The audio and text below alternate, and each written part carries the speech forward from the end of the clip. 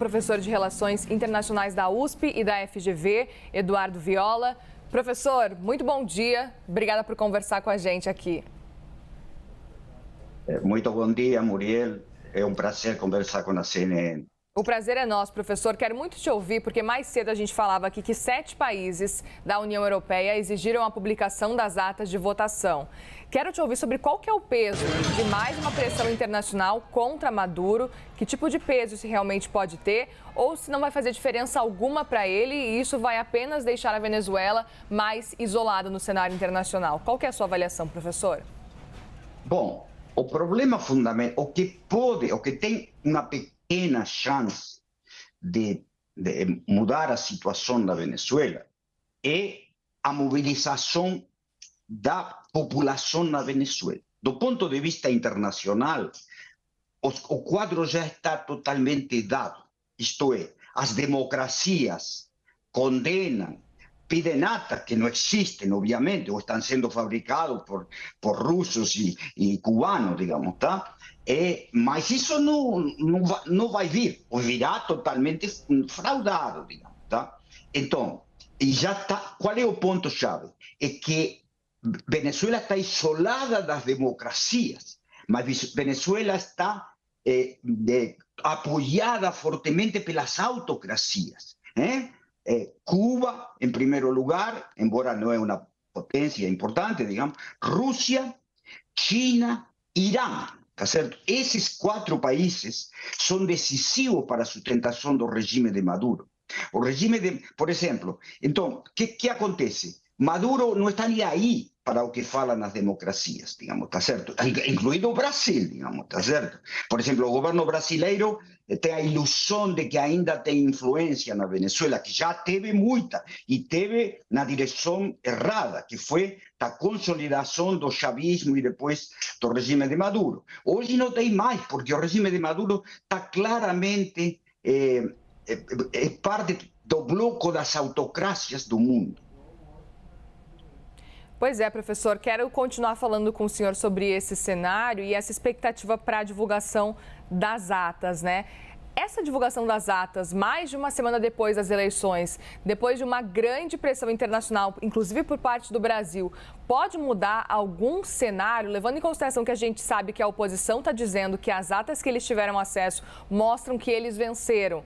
Qual que é o cenário? A gente imagina que Nicolás Maduro deve apresentar as atas, se apresentar, mas se apresentar devem ser as atas que mostram a vitória dele. Portanto, o que esperar diante do que a gente está acompanhando que deve acontecer, que é a apresentação dessas atas? Pode mudar de alguma forma esse cenário na Venezuela ou não muda nada na sua avaliação? Não, na Venezuela não muda nada, porque toda a população sabe o que aconteceu, digamos, tá certo? Que houve uma fraude gigantesca. Então, não é que mude na Venezuela. Isso pode deixar no limbo, pode deixar numa situação muito mais difícil países que ainda não reconheceram a vitória de González. Por exemplo, o trio Brasil, Colômbia, México. Certo? Esses 3 países estão esperando pelas actas que não virão. Quando virão, virão fraudadas. Isso não tem a menor dúvida. Então, nesse sentido, a posição destes 3 países é uma posição cínica, digamos, porque qualquer pessoa com capacidade de análise realista da política internacional sabe que se virão fraudadas, tá certo? Então, desse ponto de vista, insisto, isso não muda, tá? O decisivo, e é interessante, onde tem uma luz de esperança na Venezuela, no que a população siga mobilizada.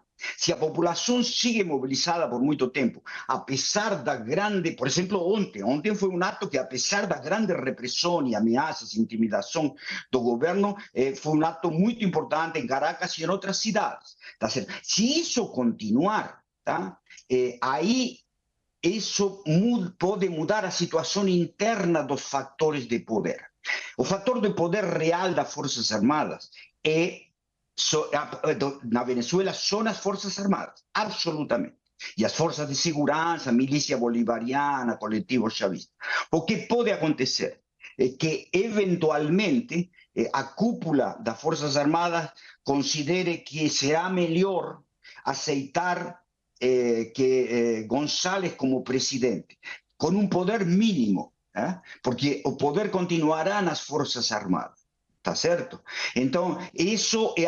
Por quê? Porque se tem uma mobilização constante, com repressão constante, aí a situação para muitos comandos, altos comandos das Forças Armadas, que são o verdadeiro fator de poder. Maduro é um agente das Forças Armadas. É diferente de Chávez, que era líder também das Forças Armadas, além de líder popular. Tá? Então, isso seria... Eu vejo isso como a única esperança possível, do caminho mais provável, que é um aumento constante da repressão do regime e a intimidação, porque as pessoas, uma vez que têm mortos, presos em grande escala e demais, vão se cansando, vão se intimidando. Isso foi o ciclo anterior das crises em Venezuela. É um regime que está totalmente acostumado a fazer isso e não vacila na repressão, no cinismo e demais.